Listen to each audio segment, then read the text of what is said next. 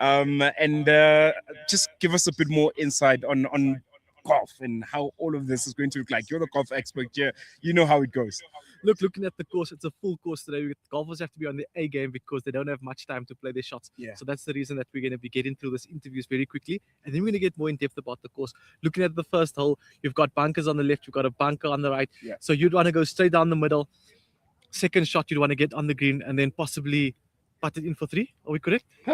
This event is going to be teeing it all off. It's a tall order. This is a tough hole. It's a stroke 3, the third most difficult hole on the course.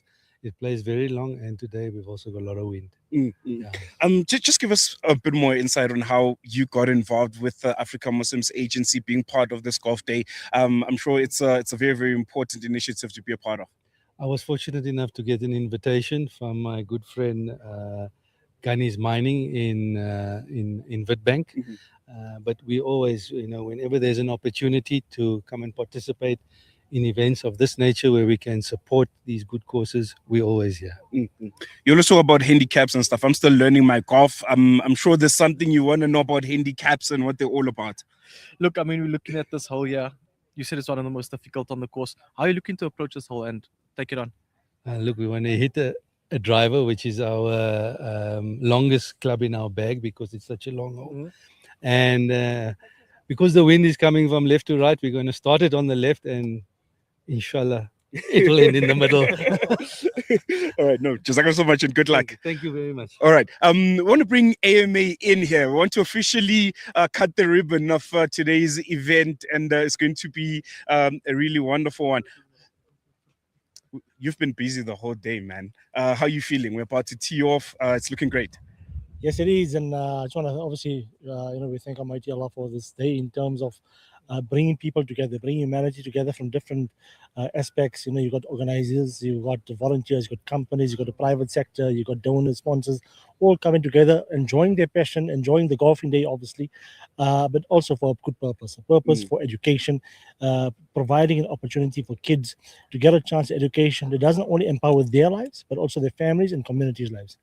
This is the inaugural one. I'm sure there are others that are already lined up. I'm sure you guys are already knowing AMA. You guys are preparing for the next one already. Absolutely. And just set out you off. Excellent. So I've got Uncle Riyad, my colleague here from Cape Town, who's joined us today, and he was just telling me that we've already got the Cape Town one planned for the 1st of November. So those watching, you want to get down to Cape Town, there's obviously a pack put together for the Cape Town golfers and those wanting to come to Cape Town. And obviously next year, this time again, at Royal Johannesburg. And we've just had calls also from people from KZN saying we should come down there and do a similar initiative. Yes, the golfers will enjoy their day, their sport, their passion, but they also here for a purpose and contributing and providing an opportunity for kids to get a chance at education. Most definitely. I want us to move out here. I want our camera guys to focus on the teeing off. Take us through it. So this is the first hole on the course. This is where golfers will be starting their day.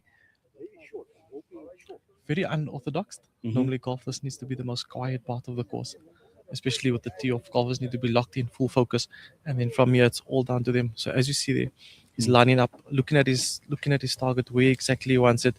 If you can see the flags at the back there, the wind is blowing from left to right. So he's going to be looking just left of the bunker there, so that ball can come across and let the wind take it. That one is of a shot. That one going a bit.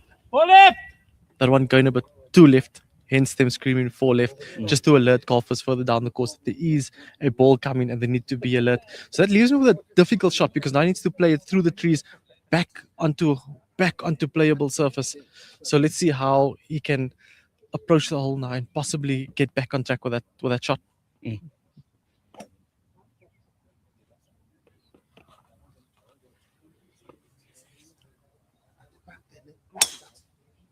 Shot, Bagals.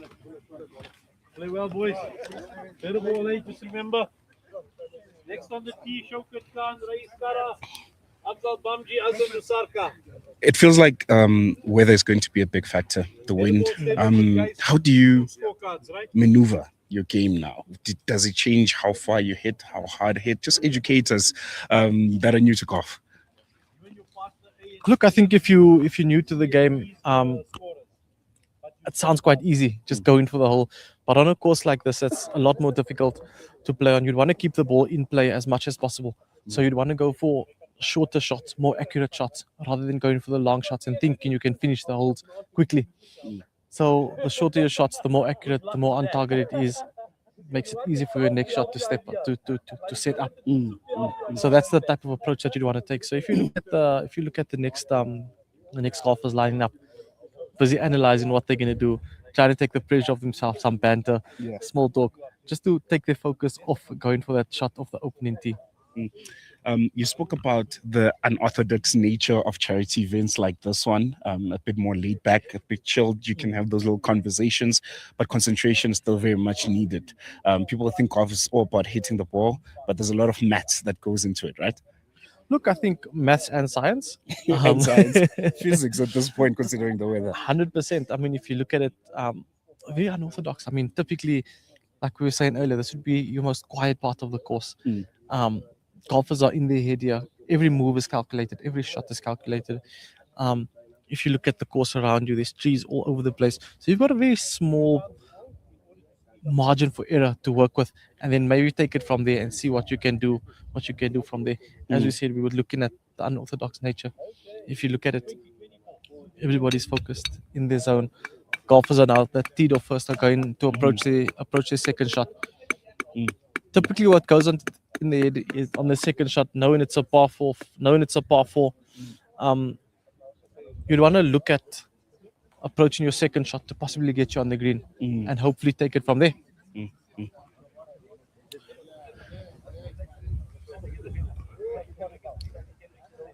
I want to give you a moment now to give a little synopsis of the game of golf. What are some of the rules? How do you play this thing? Because we're still trying to understand the sport. We're all getting to understand it, learn as much as we can in the most simplest, most briefest of forms. Just give us a synopsis of golf. How do you win? I think that's the most important question. Look, I think it's as simple as it seems. You need to hit the ball. How do you win? By having the least shots on the round. Okay. So there's 18 holes, front 9, back 9, first 9, second 9. You'd want to get in with the least amount of shots, and that's where it comes back to me telling you earlier. You can play safe golf, keep it on the fairway, from the fairway onto the green and in. So that's why you see behind us on the putting greens, people are practicing their putts, practicing their chips, their approach shots, because that's where you can decrease your shot percentage when it comes to the end of the day. And it might seem like the easiest part, but it's definitely one of the most difficult parts of the game, which is your putting and your chipping, because as easy as it seems, those are the shots that takes off from your final score. Let's talk handicaps. I think that's the most common golf phrase that everyone knows. What's a handicap? What does it mean? What's a high handicap? What's a low handicap? What's the difference between the two? So handicap is basically where you'd want to judge your skill level, and your skill level is taken by your score, and your score would then obviously be calculated to calculate your handicap. So the higher your handicap is, the lower your skill level. The lower your handicap, the higher your skill level. So you'd want to be looking at the guys that for my 1, for my 2, something like that. On a golf day like this. But if you want to go to professionals, there's something else, man. That's another level. And I think it's interesting to have organizations like AMA now go the route of golf as one of their fundraising kind of initiatives. It's a sport that is growing, especially amongst us people of color that were previously not exposed to it. Golf in South Africa right now, how much of a big sport is it? Is it coming? Are we getting more exposure? Is it becoming one of the main kind of sport disciplines that it's getting numbers? Look, I think definitely we've seen a rise in golf and interest around golf in South Africa, especially now with Live Golf coming to South Africa. More tournaments, and I think the sport's just not. It's insane that the previously disadvantaged are gaining more access to the sport of golf, and I think that's what we need as a country, to make this sport for everybody and something everybody can get involved in. So that's where I see the sport of golf going. And as you can see, golf is not just for the older folk. If you look around you and you see the people lining up at the first tee box, I mean, those are quite young guys, quite competitive. They're going to be one to put in their strength and power up against the experience of the older guys, and that's where the true test is going to come in. Which one wins? Is it the skill and power, or is it the precision and experience of the elder guys? About to have another tee off here. I think we'll pause it and then we'll come with the analysis of the shot.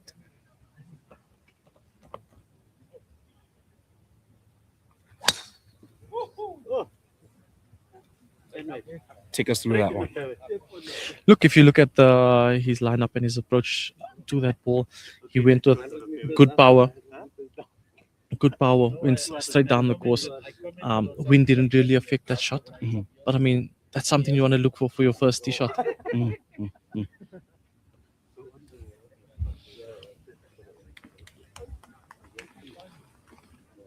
Fashion and drip also comes into play, like I you say. can see.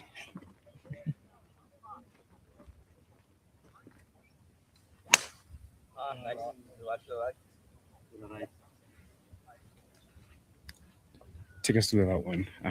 There seems to be, I think you can almost gauge how good a shot was by the reactions from the crowd, right? 100%.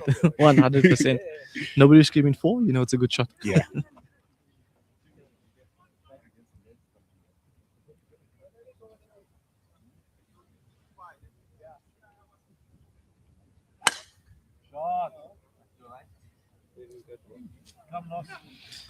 That shot just going right there, obviously making it difficult for him to come back into the game now. So he's gonna have to play it from the right back onto the fairway and try and make his way to the green. How important is your tee off?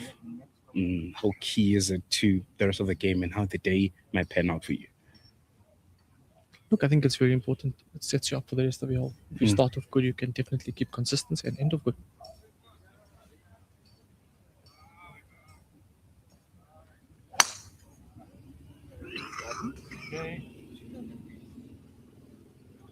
I mean, a shot like that, that's what you technically call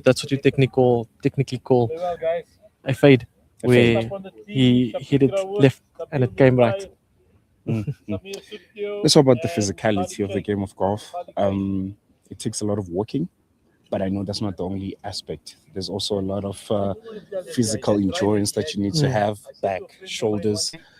Just from a physicality point of view, how critical is it to maintain good shape, healthy, and strength, most importantly? Look, I think it's very underestimated because people think it's a laid back game, very chilled. As much as it looks chilled, you need to be able to focus mentally for 18 holes, and you need the physicality to match that, because as you get tired over holes, your concentration drops, and that's where your mental fatigue then kicks in and affects your play. And games are technically won on your 16, 17, 18 hole, so that's where you want to lock in and get real focus.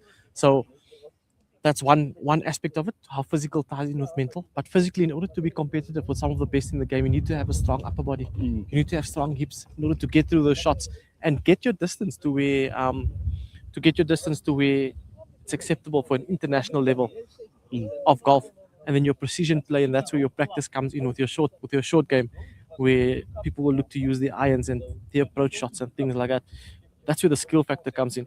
So it's technically a very well-rounded sport. It's not something you can just pitch up and play and hope for the best. I want us to take a walk. I think we've done our first round of the tee off. I think one thing that's going to be interesting for me is the weather aspect of it.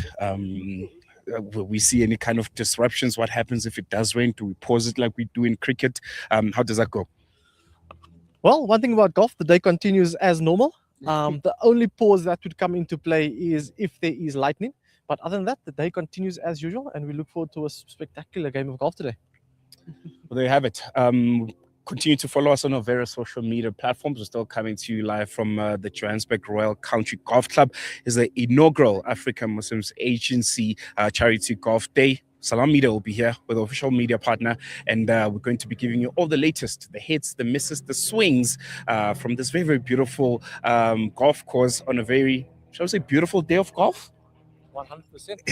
All right, bye for now. Awesome stuff. Well done.